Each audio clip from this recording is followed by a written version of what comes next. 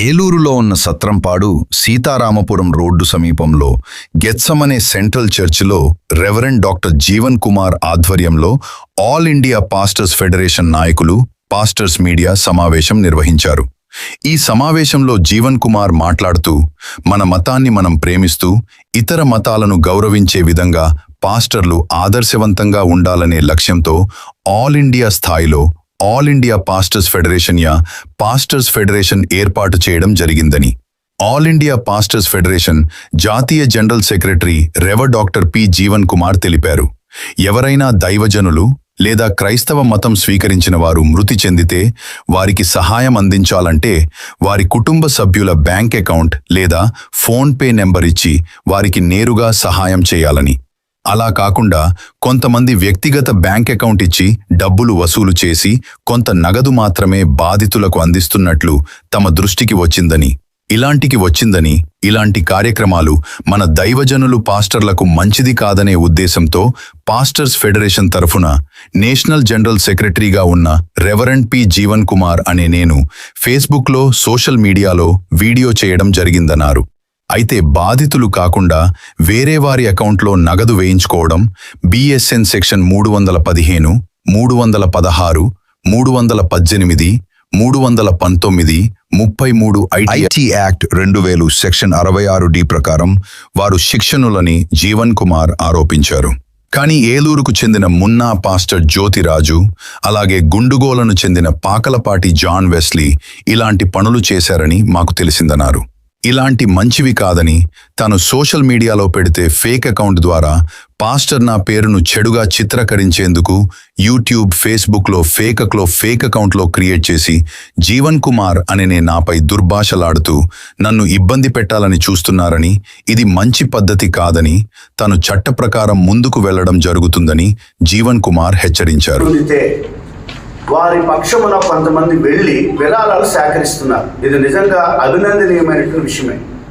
అయితే విరాళాలు సేకరించేటువంటి వారు నేరుగా బాధితుల కుటుంబాలకి ఆ ధన సహాయం అందే విధంగా వాళ్ళ బ్యాంక్ అకౌంట్లు ఇస్తే బాగుంటుంది కదా, ఎందుకు మీ వ్యక్తిగత అకౌంట్లు ఇస్తున్నారు అని ఒక వీడియో చేసి, అది మంచి విధానం కాదు. ఎందుకంటే బిఎన్ఎస్ సెక్షన్ ప్రకారం 315, 316, 318, 319, ఐటీ యాక్ట్ 2000 సెక్షన్ 66D ఇలాగ కొన్ని సెక్షన్ల ప్రకారం వారు తప్పక నేరస్తులుగా పరిగణించబడతారు. చట్టపరంగా వారు నేరం చేసిన వారు అవుతారు. అది అలా చేయటం మంచిది కాదనేటువంటి ఒక చక్కనైనటువంటి సమాచారం సమగ్రంగా మేము all India pastors federation Facebook ద్వారా అందిస్తే, పలానా పాస్టర్ గారు చనిపోయారు, వాళ్ళకి కొంతమంది ధన సహాయం అందించమని చెప్పి లైవ్లో అడగగా వాళ్ళు చాలా పెద్ద మొత్తంలో చాలామంది సహృదయంతో స్పందించిన తర్వాత వచ్చినటువంటి డబ్బుస్ మా దగ్గర ఉన్నాయి. తప్పకుండా న్యాయస్థాన పరిధిలో వాటిని మేము బయటకు తీసుకొచ్చి న్యాయమూర్తులకు మేము అందజేస్తాం. తర్వాత మరొక పాస్టర్ గారు పాకలపాటి జాన్ వెస్లీ, గుండుగోలున్న వాస్తవ్యులు, ఎన్టీఆర్ కాలనీలో కూడా వారు సంఘం కలిగి ఉన్నారు. వారు కుటుంబ విషయాలలో కూడా సతీమణిని విడిచేసి భార్యను విడిచేసి సేవ చేసుకుంటున్నారు. అవి వారి వ్యక్తిగత విషయాలు. అయినా మా బైబిల్ ప్రకారం భార్యను విడిచి వివాహం చేసుకోకుండా ఏ విధంగా కూడా సేవలో కొనసాగటం అనేది కొంచెం అది అభ్యంతరకరమైన విషయం. ఆయన మీద ఇప్పటికి కూడా సోషల్ మీడియాలో చాలా విధమైన వీడియోలు, తర్వాత చాలా విధమైనటువంటి ఫొటోస్, స్త్రీలతో వారు కలిగిన సంబంధాల గురించి చక్కలు కొడుతున్నాయి. ఇప్పటికీ స్టిల్ ఆ వీడియోస్ అందుబాటులోనే ఉన్నాయి. వాటిని కూడా మేము తప్పకుండా తగు సమయంలో ఎవరికి అందించాలో ఆ వీడియోస్ అందిస్తాం. జ్యోతిరాజు గారు అనేటువంటి ఈయన వారు చేసినటువంటి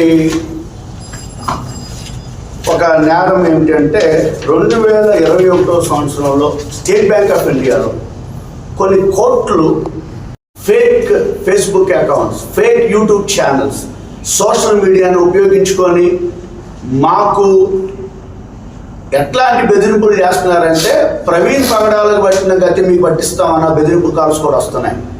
మేము చచ్చిపోయే దేవుని సేవలోకి వచ్చాం. కొన్ని అట్రాసిటీస్ అటాక్స్ జరుగుతున్నప్పుడు కూడా మా స్వరాన్ని మేము వినిపించాం.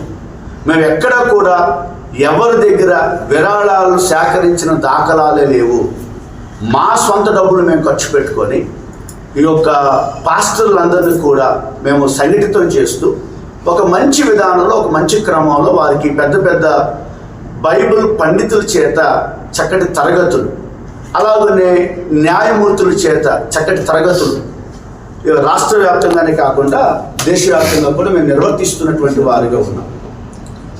ఈ విధంగా ఇట్లాంటి సమాజ శ్రేయస్సు కొరకు పనిచేస్తున్నటువంటి వ్యవస్థ మీద దాడి చేస్తే మేము చూస్తూ ఊరుకోం. తప్పకుండా జాతీయ స్థాయిలో కూడా ఈ యొక్క సైబర్ క్రైమ్ స్టేట్ లెవెల్లోనూ నేషనల్ లెవెల్లో కూడా 635 సెక్షన్ ప్రకారం మేము చర్యలు తీసుకోవడానికి మేము ఇప్పుడు కూడా సిద్ధంగానే ఉన్నాం. ముందు తప్పకుండా ఇట్లాంటి పోకడలు మానకపోతే